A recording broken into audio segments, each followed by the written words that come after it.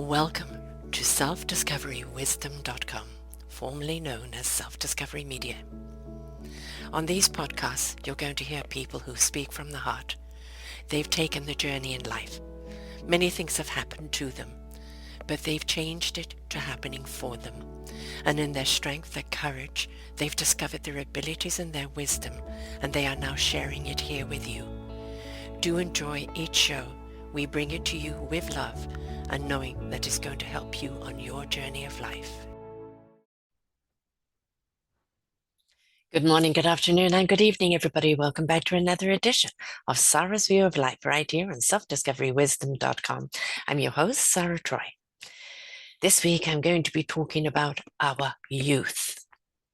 I've done many a show on children, catching children when they're very young, helping them, nurturing them, showing them and also respecting the gift that they are and showing them how to use that gift in a way that is of service to mankind or animal or planet kind. And it's all about really nurturing them at where they're at, the gift that they're at. But I was talking to someone yesterday about my brother's books, where he wrote actually an awful lot of books on youth genre. And I've always loved youth genre because it's kind of a license to go places in that mystical world that you can't always go in the practical or reality world, which is not always what it's, framed up to be. And I find there is so much truth and so much discovery in these journeys of youth. A lot of the time it's a journey of self-love, self-awareness, the skills that one has, the resilience, the friendships, the love that comes from it. And all of these type of books, especially from my brother, Sam Hawksmoor, who I will be interviewing on his latest books, they've always liberated me from the inside out and brought a youthful perspective out of me. But they've always taught me in that youthful perspective something about myself and the reality of today. So I think when we look at our youth and we see so many of them are lost, and let's face it, they're in a world right now. Stupid tariff wars, stupid wars, stupid politicians going at each other at the expense of the people. They've forgotten their role. They were employed by the people for the people. Instead, it's, for themselves. And we're so tired of the pettiness. We're so tired of the fight. We're so tired of the insecurity. We're so tired of the limitations of certain people wanting to take us backwards and not embracing the intellect and the spirit of now and moving forwards, that pushback. So when we look at our youth and we say, what would you like to be when you grow up? Or what would you like to, go to college for? Or what would you like to pursue as a career? You can't blame them if they're kind of facing that world where I don't know, because I don't know what's going to be out there for me. What restrictions are going to be out there? What doors are going to be closed? My color, my religion, my differently abledness, my ethnicity, all of this may come into play. Those limitations may be placed upon them because of that. Now, we have seen in the past, especially African American people, who were certainly pushed back. They were treated as slaves and as ignorance. And we know all the incredible innovations that they have contributed to the illumination of who they are, the intellect that is astounding, the creativity that is marvelous, because they found their resilience, and their parents each generation tried to make it better for the next children. And at some point there was a window open where they could go to college, could go to university, could pursue those jobs, pursue those dreams. And are we seeing those doors closing on them again? We're seeing every person, African American in America, of intellect on TV being fired, being let go for reconstruction of the network. I say ban every network that does that, because they're cowbowing. They're cowbowing to a certain orange person who doesn't want intelligence out there. A, it reveals the lack of his intelligence. And B, if people are listening to intelligence, they can't be controlled, right? When people have an intellect, know how to work things out, know how to stand up against, then they can't be controlled. And if he can't control them, then he wants to eliminate them. And if, how to eliminate them is eliminate them from their platform. My To anybody out there, African American, anybody of different ethnicity, if you're being shut out, start your own. Start your own network, start your own platform, come together as a conglomerate, start your own and be that intellect, because we, the people, need you. We need your common sense approach to it. We need your intellect. We need your information of how to stay ahead of this or be aware of what's going on. So do not get shut out. Start your own. And maybe that's what we're saying to the youth. Do not follow the path that we paved for you, because look what it's led to. Look what it's led to.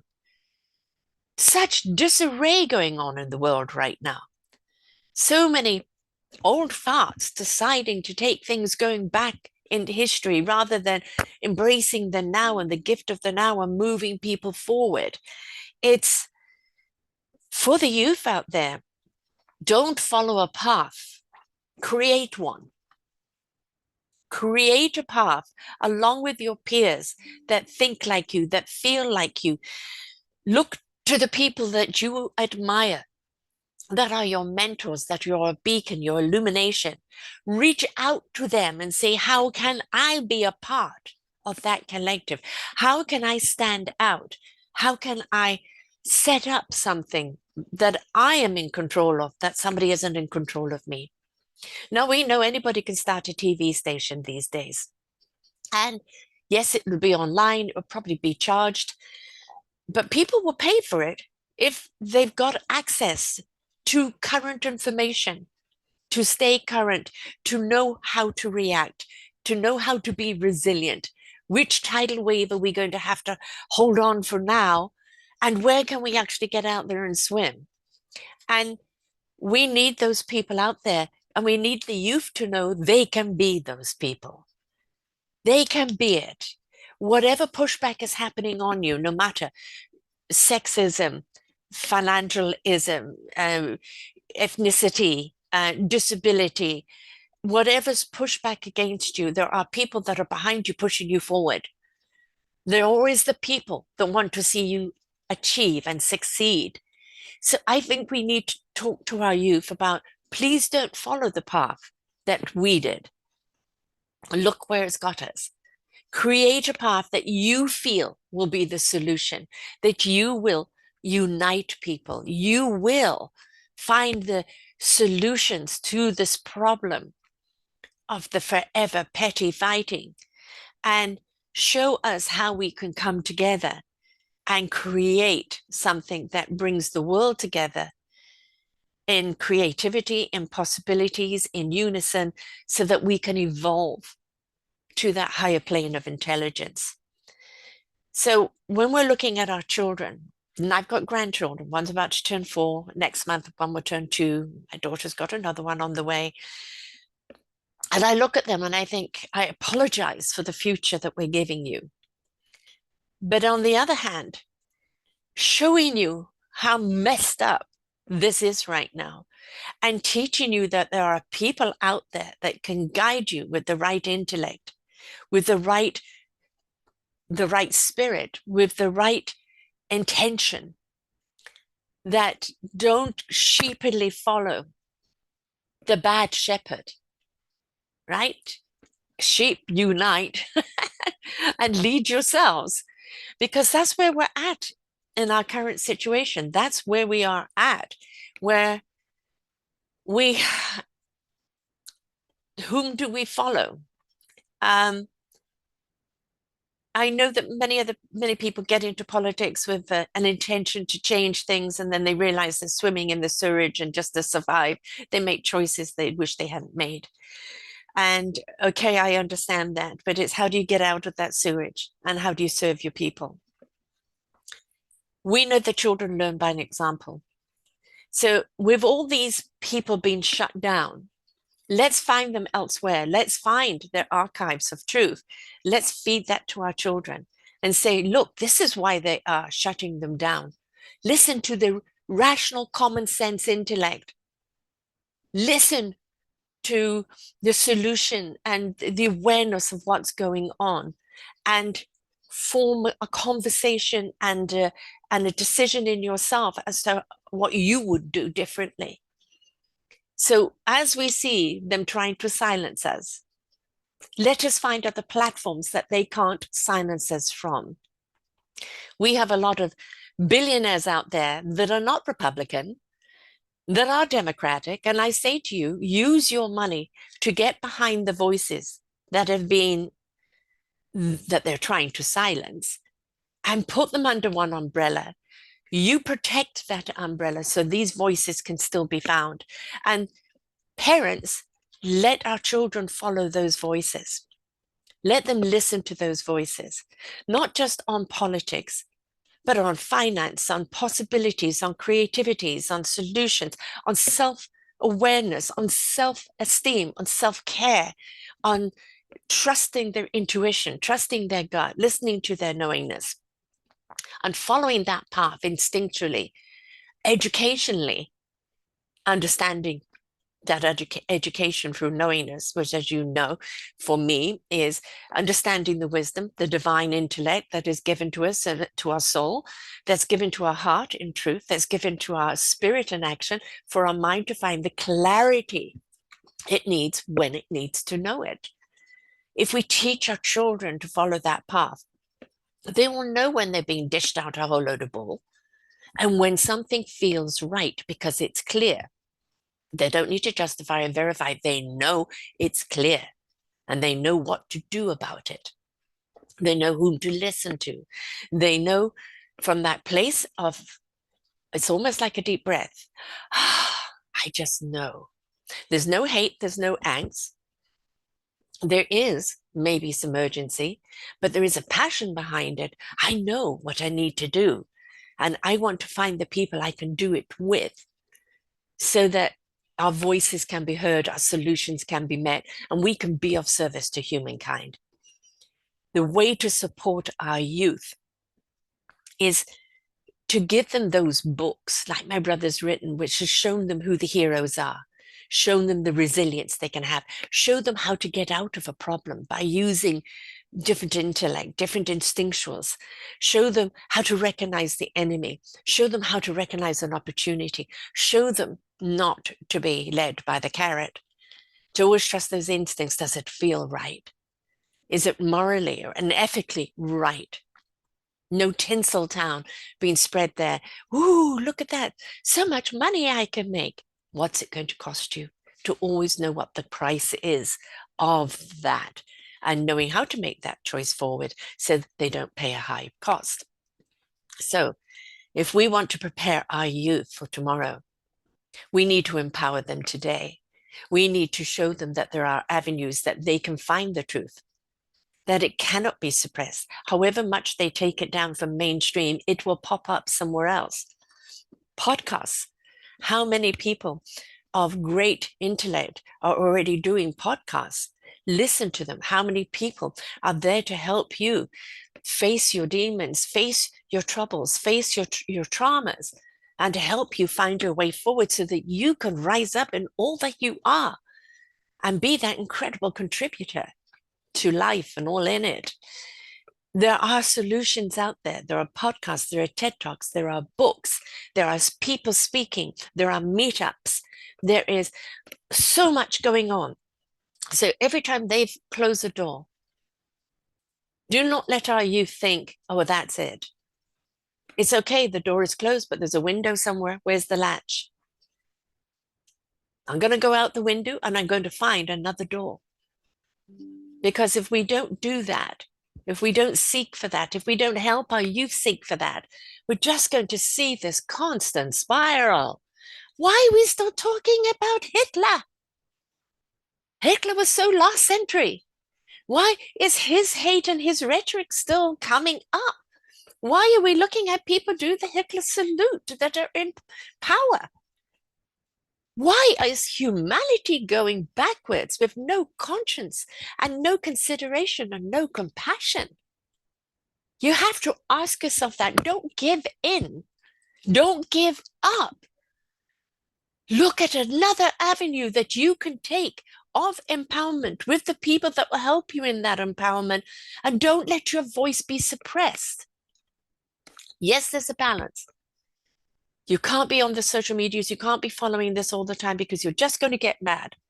At the same time, get mad enough for it to empower action.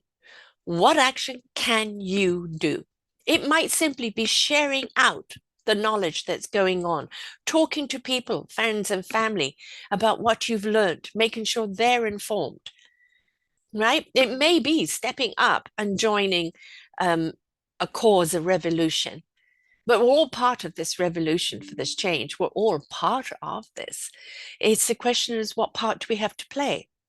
Some will play more than others. This is my platform through the books, through the podcast, through my social media, through the people I interview who are solutioners.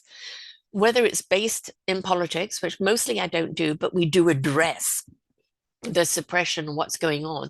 How do we empower ourselves? How do we rise up and make sure that we're not suppressed, silenced, or trodden down? Because certain people gave them the boots, but it doesn't mean you need to lay down and wait for them to stamp on you. Go and get your own boots, kick a few butts if you have to, but create a force. Create a force that they can't bring down. And we create a force with common sense love, with intellect, facts, and truth. No matter how much they try to suppress that, they can't. In the past, they could because they controlled the media. They're still controlling the mainstream media, but they can't control the other media, the podcasts, the independent TV stations. They can't control that. Not yet.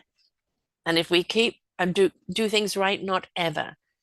So do not let our youth down by painting a future of doomsday. Tell them, yes, we effed up. We effed up. Look who's in power. Look what's going on. We sincerely apologize for handing this over to you. But how can we put it right? What can we do to empower you, youth, that you can turn this around so none of this crap happens again? Show the youth. Listen to them. My God, the wisdom and the intellect that comes out of kids and youth. Do not look at them as if they don't know anything. They know so much, but they still need to know how to use that knowledge. How and where to use that knowledge and whom to use that knowledge with. They have the enthusiasm, they have the passion, they have instinctual wisdom. They still need the intellect, they still need the life experience. So taking our elders and our youth together, making a delicious sandwich out of it, now you really have got the force to be reckoned with. We don't need to do it with pitchforks. We don't need to do it with guns. We do it with that intuitive intellect. We do it with the truth. We do it with the wisdom. We do it with the common sense, and we do it from a place of our heart because we care. Because we care. If you've lost your humanity, then what are you doing here? It is all about caring for each other. If you wish to achieve something at the cost of someone else, you've lost your humanity. If you will tread on someone else to get where you want to go, that's your ego, your insecurity, and your loss of humanity. You have to check that. You have to look in the mirror. What am I running from? And generally, it's either a hidden trauma, an inner child that never got the opportunity, never was heard. And now, sometimes in a place of apathy, they want to get rich, they want to get powerful. And in doing so, they don't care who they hurt along the way as long as it's not them. I did a show a few weeks ago about poor versus wealth. And you've got some of the wealthiest people in power, and they have lost their humanity. They're scared to lose their power. They're scared to lose their money. They need to make more for their security because inside they've sold their soul. They have no heart. They have no conscience, and they have no care for humanity. As long as they're okay, they've become a prisoner to their money. They're prisoner to that power. They're always paranoid. They're always scared. People who make a shitload of money and then seed opportunities for other people, that give it back to people to empower them to stand up and rise up in their own lives, those are rich people. People that know poverty, they're from paycheck to paycheck, yet they're still givers, they're still supporters, they're still part of the community, making sure the community's all right. Oh God, they're so enriched and abundant. These are the people that you need to bring in under this umbrella because they're going to enrich and empower the hearts and the souls of the spirit of humanity. And once that has risen up as a beautiful chorus, as a beautiful orchestra, no amount of crap dealt by the other side is going to win. It can't, not against that force of love. Love for ourselves, love for what we're here to do, love for our community, love for humanity, animality, planet, existence. I say that so many rich people have a big case of lackitude because they've lost their gratitude. And many people that are living day to day or are struggling, they live in gratitude for what they do have, even though they lack. Having that lack attitude, means that you never ever can be full. You're chasing something all the time. This is a lesson for our youth to learn. Do not get dazzled by that tinsel carrot. Oh, I will be admired when I'm rich, when I drive that Tesla, when I am powerful in that suit. Then I can boss people around and everybody will respect me. No, they'll hate you. They'll kiss your butt, but they won't like you. But if you turn around and help someone that's fallen, if you turn around and help somebody that's struggling, if you turn around and support somebody going through something, that's where the love starts. So if you want to be loved, that's where it starts. It's being open and honest with who you are and then helping other people despite what you're going through. Because I promise you, if you're helping other people, it's feeding and supporting you. It's empowering you. It's enlightening you. It's fulfilling you. And the more you help others, the more it helps you. Not with them doing something in return for you, but just knowing the impact you've had in whichever way in supporting someone else on their life.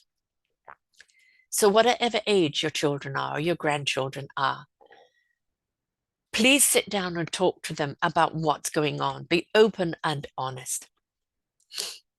We do not want them to come from a place of hate or discord. Yes, there's a whole load of BS going on, and we need to look at it for what it is. And then we need to ask ourselves and ask our children what we're going to do about it. How are we going to resolve this? How are we going to empower each other? How are we going to create a future for you? Do not dismiss them and do not say, well, you're going to go to college and get a degree that you can't afford to pay for, and then you take out a student loan and it's going to take you 50 years to pay it back. And then you're not going to be able to get a job because the government has banned all the jobs, so on and so on. Create your own. Create your own career path. Create your own job. Create your own company. Create your own solution. Bring people together under an umbrella where you support each other, and each one of you is that beautiful instrument in the orchestra.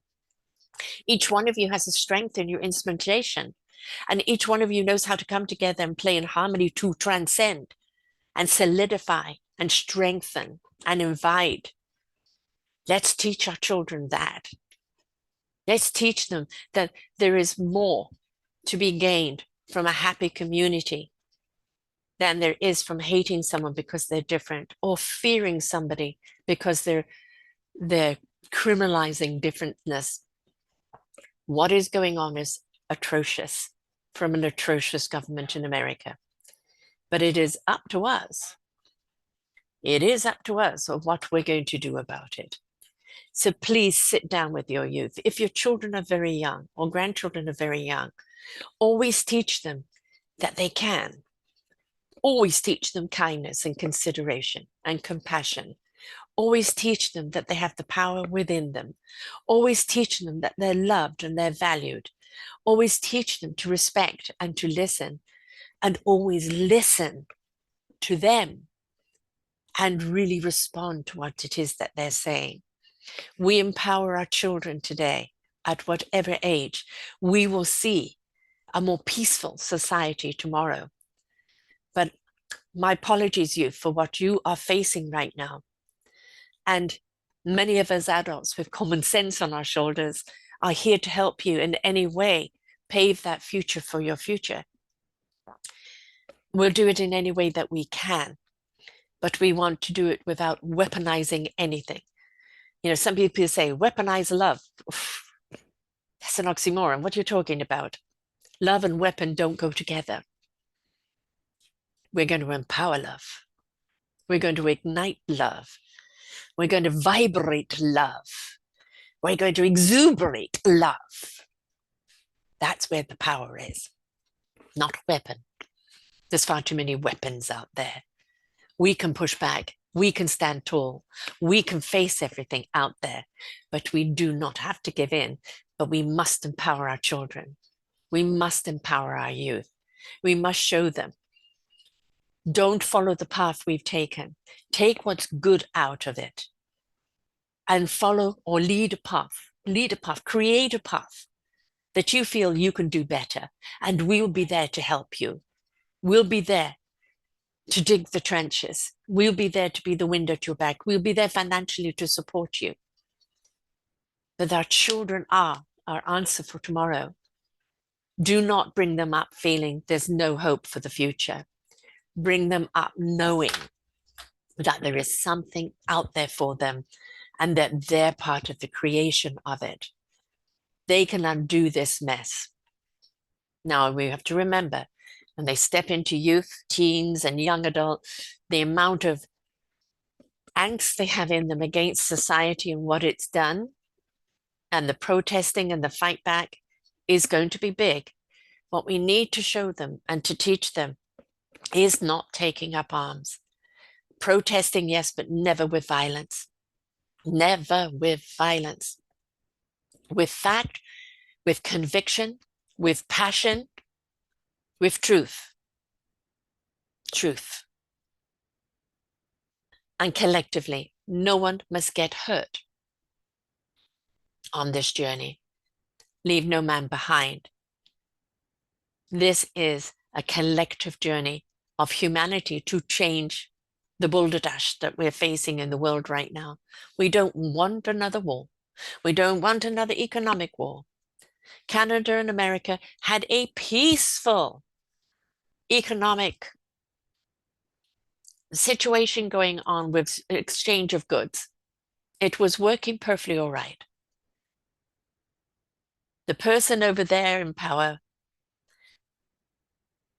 he doesn't want to remove the tariffs. What he wants to do is break us down as a country so that we get so broken he can make it the 51st state of America. Now, I love you, America. So many friends and colleagues over in America. And I feel sorry for the fact that we're going to be pushed back on those tariffs. And this is something else we need to point to our youth. We're not going there with tanks and guns. We're going there with economic sanctions and tariffs. And we don't want to do this because you, America, are our neighbors. You are our friends. Canada is a friendly place. We don't seek animosity. We seek friendship. But the war has been claimed on us, and we won't stand down. We will stand up, and we'll never be a part of America because we're proud to be Canadian. We're proud to be your sister, your brother, your cousin. We're proud. I know many people do not want to see what's happening to Canada, and they've said to us, please, tariff us, cut things off, make it hard, for those Americans that thought they were going to get cheaper eggs, that suddenly they're suffering because of this. And we don't want to see people suffer, but unfortunately, it's the only language that that government understands. And I'm afraid until they're suffering themselves, they have lack, they're not going to do anything. But look at what the people are doing in America. They're having rally after rally after rally, and the revolution is coming. I pray it's a peaceful one, but I don't think it's going to be. But we cannot lay down and die. So we have to show our children, how do we fight back without the guns? How do we fight back without the hate? How do we fight back and stand tall and stand in our own meaningful purpose? Not let any big bully come along and tell us what we can do and who we are and what we can't do. How can they do that? With decorum, with dignity, with integrity, and from a place of common sense love. So let's be the inspiration for our children, but let's listen to our children. From very young, I have almost a 4-year-old grandson. Listening to him and his approach when I introduce things to him, the questions he asks me, and the look on his eyes as I tell or explain something, as his wheels are going on. And then later on in a conversation, he'll bring something up that you've said to him. And it's so beautiful because you know he's taken it in. He's seeded it. So we'd have to be very, very careful in what we say and how we present. We're angry of what's going on in the world right now. But we can say to our children, we're not happy about this. We're not happy. And we have to do something about it. But don't get bitter. Don't get angry. Don't get forceful, because they're going to take it on, believe it's them, or that there's no hope in the world. Right? We can say we don't like this and we have to sort this out. But don't show that in front of our children. The teenagers, yes, because we can have a conversation there. But younger children, no. But with our youth, our young teens, so many are going to drugs, and as I put in my book, Our Forgotten Children, and in my chapter, when we see a bunch of girls coming together online and then meeting for the first time and stabbing someone to death to try and feel something, that isn't them, that is us. We've let them down, and we have let our children down in a big, big way. So we need to look to our youth. We need to support our youth. We need to enrich and empower our youth. We need to give them all the tools that they need for the future to clean up our mess. And we need to show them they can do it. And we will help them all along the way. And yeah, we have to take a bit of flack for getting this into this mess. But it's time to change the tide. For so long, we've been working on the same old pattern with just a different face. Patterns need to be changed. If we don't change the pattern, don't change the programming, don't redirect and register that this isn't working, was Einstein said, doing the same thing over and over again and expecting a different result. We have to change, and our children are the change that's going to show us. So let us empower our youth, please. So please go to Our Forgotten Children. It's on Amazon. There are 15 chapters in here, each one of them addressing the systems that are wrong for our children, how we could support our children in many, many, many ways. And it is supporting, I always say, when you're aware, you begin to care. And when you care, you take action. And that's what this book is about. It's an awareness book. It's about being aware so that you really care what is happening and you don't know what to do to take action. Even if it's one step or one voice, it's you're aware. What can you do to start changing the system? The system is not going to happen at the top. The system happens at the roots. And eventually the top changes because we've grown the forest and we've shown them how to do it. So please be a part of it. This is not time to abstain and go, la, la, la, I don't like politics, don't like what's going on, I'm not going to do anything. I don't say get saturated with it. I'm saying please be aware of it and understand you are empowered.